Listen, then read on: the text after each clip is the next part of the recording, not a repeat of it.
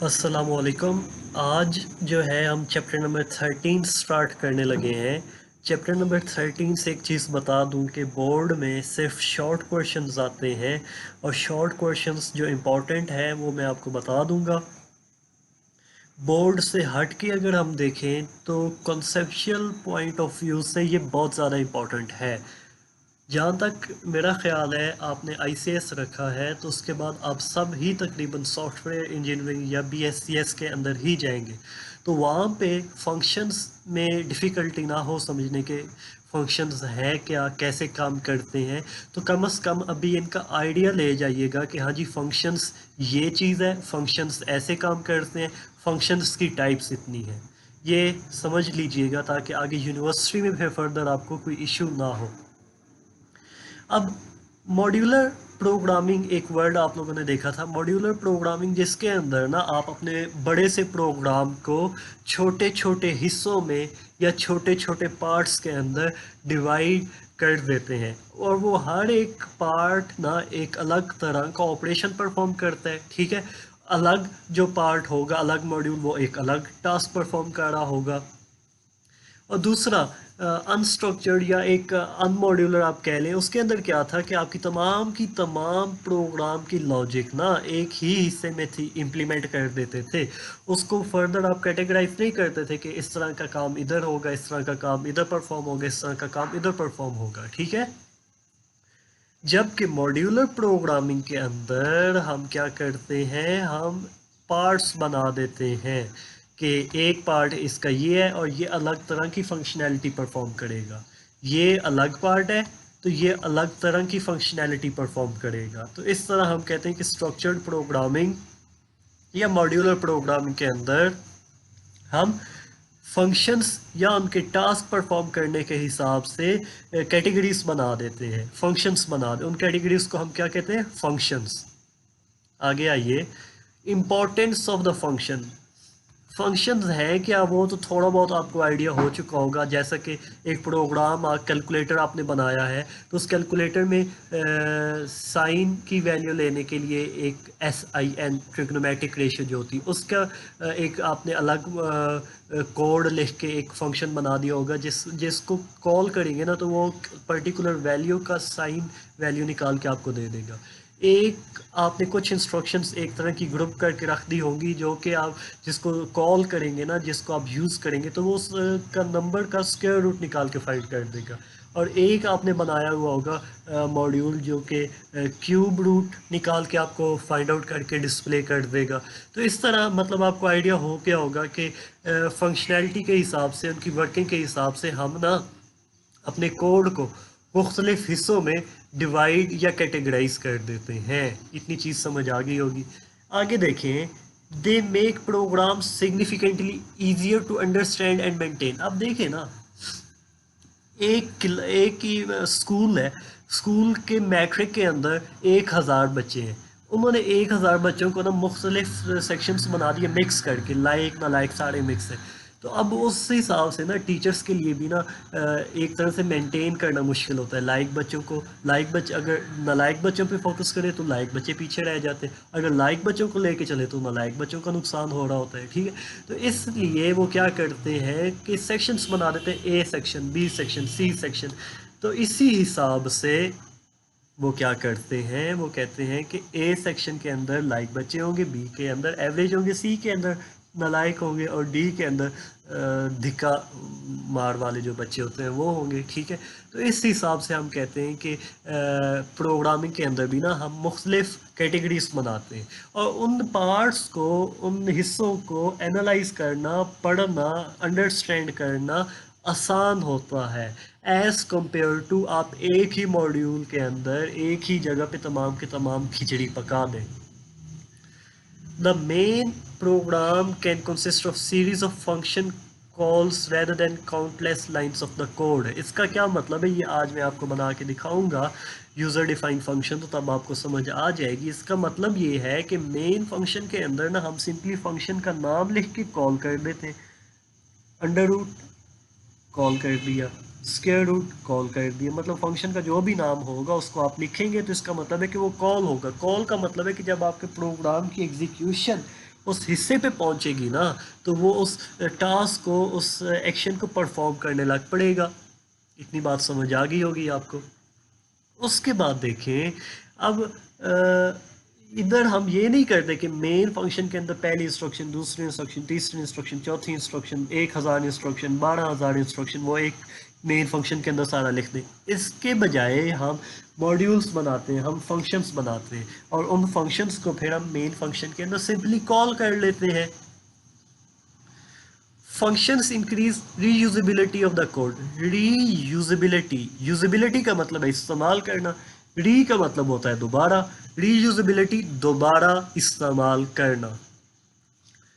we will well sorry well written well written functions may be reused in multiple programs। अब एक अगर आपने अच्छा सा अपनी रिक्वायरमेंट के मुताबिक कोई एक फंक्शन लिख दिया है ना, तो आप उस फंक्शन, उस प्रोग्राम के अलावा अगला कोई प्रोग्राम बनाते हैं, या आपका कोई कॉलीग प्रोग्राम बनाना चाहता है, तो आप वो फंक्शन कॉपी करके अपने दोस्त को दे सकते हैं, या अगर आप चाहें तो आप अपने ही उस दूसरे प्रोग्राम के अंदर उसको यूज़ भी कर सकते हैं। Different programmers working on a large project can divide the workload by writing different functions, hence ensuring the parallel development of the software। अब आम तौर पे ना जब सॉफ्टवेयर हाउसेस के अंदर काम होता है, तमाम का तमाम काम ना, अक्सर बच्चे कहते हैं आपने सॉफ्टवेयर बनाया है, आपने सॉफ्टवेयर बनाया है।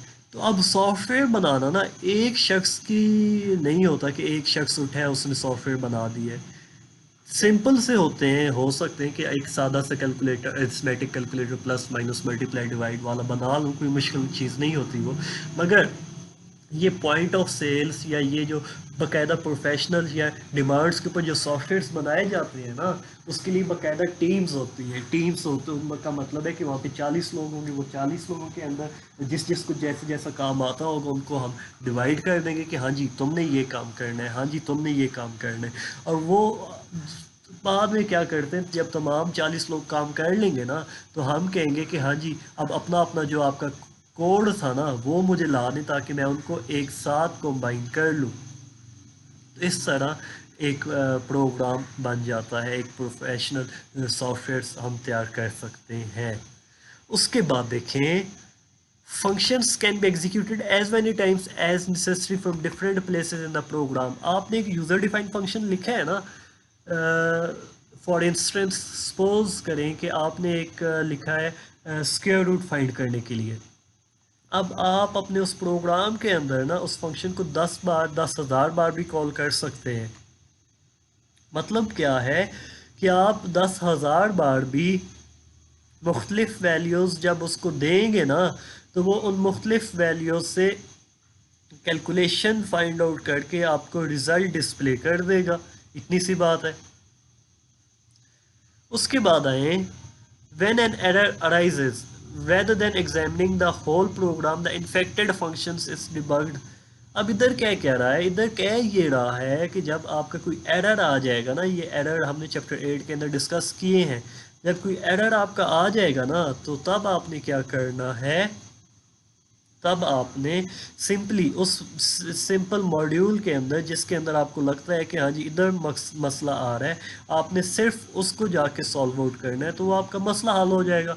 वो जो आपने 1000 या 10,000 लाइनें पूरी प्रोग्राम के अंदर लिखी हुई है ना, तो उनको अलग अलग जाके एग्जामिन करने की ज़रूरत नहीं है कि ये कोड क्या कह रहा है, वो कोड क्या कह रहा है, किस जगह पे कोई मसला आया है।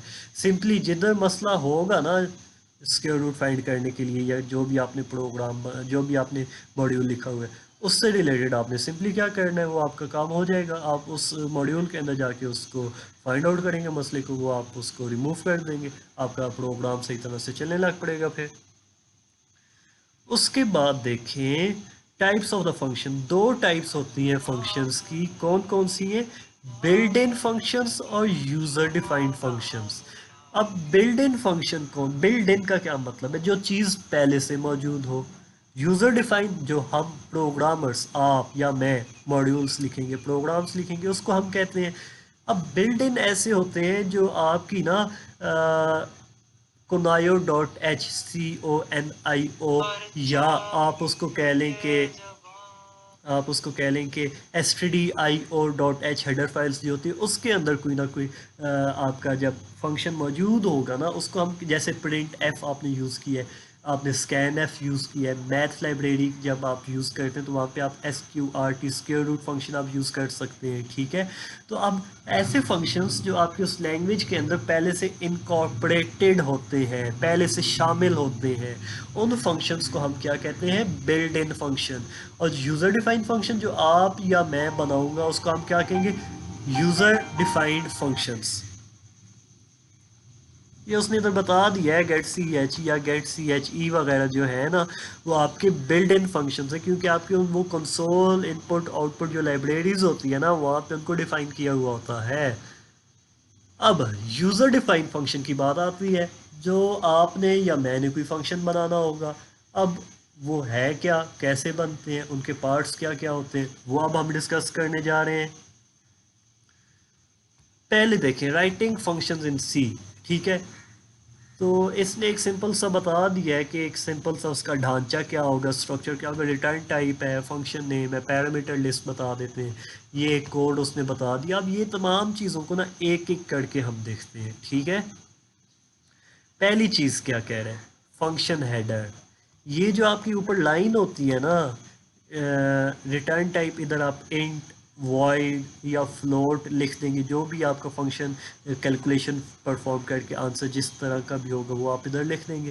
फंक्शन नेम जैसे SQRT है, या जो भी आप फंक्शन का नाम लिखना चाहते हैं वो आप इधर फंक्शन का नाम लिखेंगे। पैरामीटर लिस्ट, पैरामीटर लिस्ट का मतलब ये होता है, पैरामीटर का क्या मतलब है, पैरामीटर का मतलब होता है ऐसी वैल्यू जिसके ऊपर आपका उस फंक्शन ने टास्क परफॉर्म करना है। स्क्वायर रूट के लिए एक ही वैल्यू मैं उसको दूंगा ना, तो जो भी मैं उसको नंबर दूंगा तो उसका क्या होगा, पैरामीटर होगा। आगे क्या कह रहे हैं, इट कंसिस्ट ऑफ 3 पार्ट्स, मतलब फंक्शन हेडर के 3 पार्ट्स होते हैं, कौन कौन से, return type, name of the function, ये वाली चीज़, उसके बाद पैरेंथेसिस के अंदर आ जाती हैं आपकी, हम कहते हैं इनको पैरामीटर लिस्ट या आर्गुमेंट भी इनको कहते हैं। अब इधर आए, आगे क्या कह रहा है, इधर कह रहा है कि the return type can be any valid type.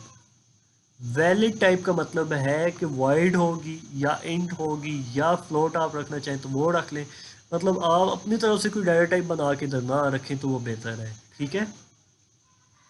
इसका मतलब ये होता है कि आपकी जो रिटर्न स्टेटमेंट होगी ना, ये रिटर्न स्टेटमेंट मैं आपको दिखाता हूँ आगे किसी जगह पे कि इसने यूज़ भी की हो शायद।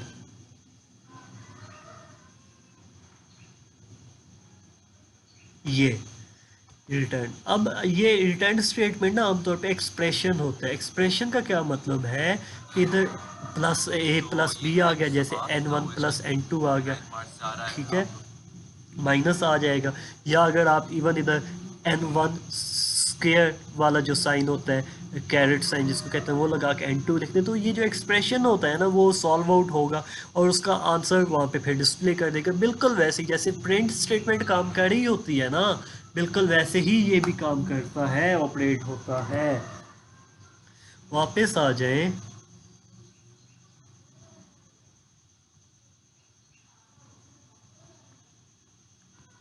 ये तो आपको समझ आ गई होगी रिटर्न टाइप, मतलब जो नीचे रिटर्न टाइप होगी ना, मतलब n1 प्लस n2 जो भी हमने देखा है वो सॉल्व होके अगर फ्लोट में आंसर आएगा ना, तो हम क्या करेंगे, इधर रिटर्न टाइप फ्लोट लिखेंगे। अगर रिटर्न टाइप आपने ज़ीरो की है, नल की है, मतलब प्रिंट एफ आपने अलग से उसकी वैल्यू डिस्प्ले कर दी है, तो आप इधर वर्ड लिख दें, क्योंकि आपने तो प्रिंट एफ की मदद से आंसर्स या वैल्यूज़ को डिस्प्ले किया है ना। आगे आ जाए, फंक्शन नेम जो भी आप रखना चाहेंगे वो आपकी मर्जी है, आपकी पसंद है, जो भी आप रखना चाहें वो आप रख सकते हैं। उसके बाद ये पैरामीटर लिस्ट आपको बता चुका हूँ। उसके बाद ना ये चीज़ आ रही है, इन ब्रेसेस के अंदर वाली चीज़ का जिक्र होगा अब आगे। उसको हम क्या कहते हैं, बॉडी ऑफ द फंक्शन या फंक्शन बॉडी आप कह लें। इसका क्या मतलब है वो देखें आप, कह ये रहा है कि जो भी आपने वेरिएबल डिक्लेयर करने हैं या जो भी आपने कोड्स को एग्जीक्यूट करना है, कोड को एग्जीक्यूट का मतलब है कि जो भी आपने इंस्ट्रक्शंस लिखनी है ताकि वो फर्दर फिर जाके टास्क या एक्शन परफॉर्म हो, उसके बाद देखें आप कि रिटर्न्स, वो तो आपको समझ आ गया कि इंस्ट्रक्शंस या कोड जो आपने लिखा होता है ना उसको हम कहते हैं, ठीक है। उसके बाद आप देखें रिटर्न स्टेटमेंट। रिटर्न का मैं वैसे भी आपको बता चुका हूँ, प्रोग्राम भी बनाएंगे तो तब आपको ज़्यादा बेहतर समझ आ जाएगी कि क्या चीज़ है, कैसे काम करती है। फंक्शन प्रोटोटाइप, ये एक ऊपर स्टेटमेंट होती है, ये जहाँ पे आपकी हेडर फाइल्स होती है ना दो, वहाँ पे उसी के फौरन नीचे हम इसको लिख देते हैं, ठीक है। इतना ज़्यादा नीचे करके नहीं लिखते, मेन फंक्शन से भी नीचे जहाँ पे आपकी हेडर फाइल्स होती है ना उसी के साथ ही नीचे आप लिख देते हैं इसको। ये अभी बनाएंगे सारा काम, अभी मैं आपको एग्जीक्यूट करके, हवाई बातें अभी तो आपको लग रही होंगी, ये भी आपको काम करके दिखाऊंगा तो तब आपको समझ आ जाएगी कि कैसे काम हो रहे हैं, कैसी इम्प्लीमेंटेशन होगी, वो मतलब फर्दर आप देखेंगे आपको समझ आ जाएगी। आगे कॉलिंग अ फंक्शन से क्या मुराद, ये टर्म्स हैं, आप जानते हैं कि शॉर्ट आना है, शॉर्ट में आपको ये चीज़ें, बस मैं आपको समझा रहा हूँ कि फंक्शन प्रोटोटाइप क्या होता है, रिटर्न टाइप क्या होता है, ये तमाम की तमाम चीज़ें। प्रोटोटाइप भी जिस तरह वेरिएबल को डिक्लेयर किया जाता है, प्रोटोटाइप मैं दोबारा बता देता हूँ, जिस तरह वेरिएबल को डिक्लेयर किया जाता है ना, इसी तरह जो आप अपना फंक्शन लिखते हैं ना, यूज़र डिफाइंड फंक्शन, उसको भी डिक्लेयर किया जाता है। दोबारा मैं बता दूं, जिस तरह वेरिएबल डिक्लेयर किया जाता है ना, वैसे ही आप अपने यूज़र डिफाइंड फंक्शन को भी डिक्लेयर करते हैं, ताकि कंपाइलर को पहले से पता हो कि हाँ जी ये जो फंक्शन है ना, ये कोई आसमान से उठ के या कोई जन्नत इसको नहीं ले आए, ये इस यूज़र ने खुद से बनाया है। ये चीज़ बताने का मकसद है, उम्मीद है आपको समझ आ गई होगी। फंक्शन कॉलिंग क्या है या कॉलिंग द फंक्शन क्या है, जब आप उस फंक्शन, जैसे आप प्रिंट एफ और इन्वर्टे वो ब्रैकेट्स के अंदर आप स्टेटमेंट लिख देते हैं ना, वो क्या चीज़ हो रही होती है, वो आप फंक्शन को कॉल करते हैं। मतलब ये कि जब आप फंक्शन का नाम लिख के फंक्शन को अपने प्रोग्राम के अंदर यूज़ करेंगे ना, तो उसको हम क्या कहेंगे, उसको हम कहेंगे कि ये आपने फंक्शन को कॉल किया है। आगे एक चीज़ देखें, scope of a variable. Variable आपको पता है वेरिएबल क्या चीज़ है, जहाँ पे टेम्परेरी कोई डाटा होल्ड होता है, स्टोर होता है, सेव होता है, ठीक है।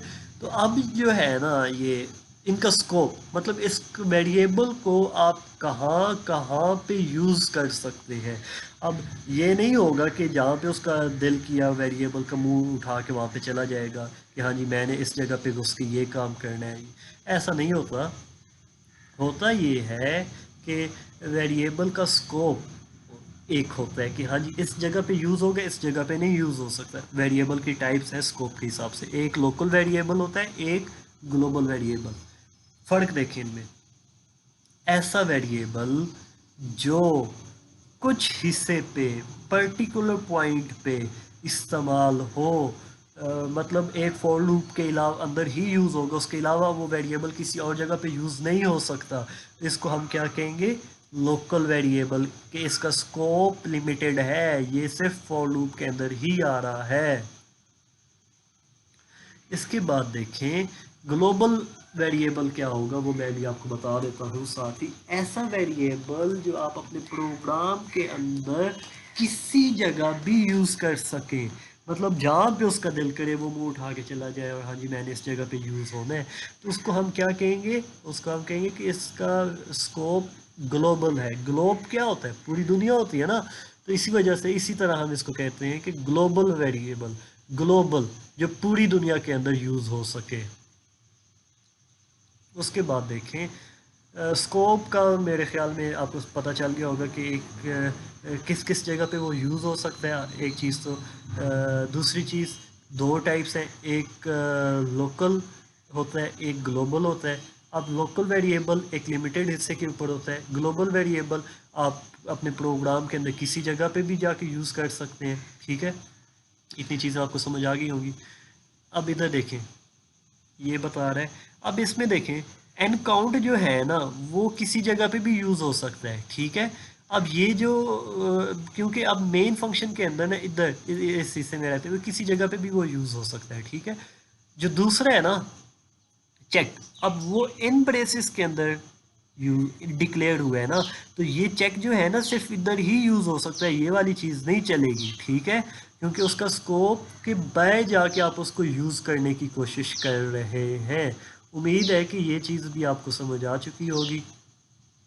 ग्लोबल वेरिएबल अभी मैंने आपको साथ ही बता दिए, जो आपके प्रोग्राम के अंदर ना किसी जगह पे भी यूज़ हो सके ना, किसी भी कोड के अंदर, किसी भी ब्रेसेस के अंदर, किसी भी ब्लॉक के अंदर, उसको हम क्या कह देते हैं, उसको हम कह देते हैं कि ये ग्लोबल वेरिएबल है, ठीक है। फंक्शंस विदाउट आर्गुमेंट होते हैं बिल्कुल। अब ये देखें, इसने एक प्रोग्राम बनाया हुआ है, ये प्रोग्राम देखें काम कैसे करेगा। ये एक पैटर्न तो आपको पता है ना, आता है शुरू से, आप पढ़ते आ रहे हैं, मैट्रिक में भी आपने ये पैटर्न बनाया, उसके बाद अभी फिर आपने ये काम किया है। उसके बाद देखें कि अब ये इस फंक्शन को ना, ये वाली इसकी ये वाला हेडर आ गया, इसने इधर बता दिया, ये सारी फंक्शन बॉडी आ गई है, रिटर्न स्टेटमेंट कोई भी नहीं यूज़ की, ठीक है। ये फंक्शन प्रोटाइप आ गया और इधर वाइड लिखा, वाइड ना भी लिखे तो कोई मसला नहीं है, चल जाएगा आपका काम, ठीक है। वर्ड ना भी लिखें तो काम आपका चल जाएगा, ठीक है। अब इधर होगा क्या, ये जो फंक्शन है ना, ये विदाउट आर्गुमेंट या विदाउट पैरामीटर है, ठीक है जी, जिसका भी हम ऊपर जिक्र कर रहे थे ना, वो उस चीज़ का वैल्यू उसका बता रहा है, ठीक है। अब जो है ना, आपको एक प्रोग्राम बना के मैं आपको दिखा देता हूँ, यूज़र डिफाइन फंक्शन वाला, ठीक है, ताकि आपको समझ आ जाए कि अच्छा जी यूज़र डिफाइन फंक्शन ऐसे काम करते हैं।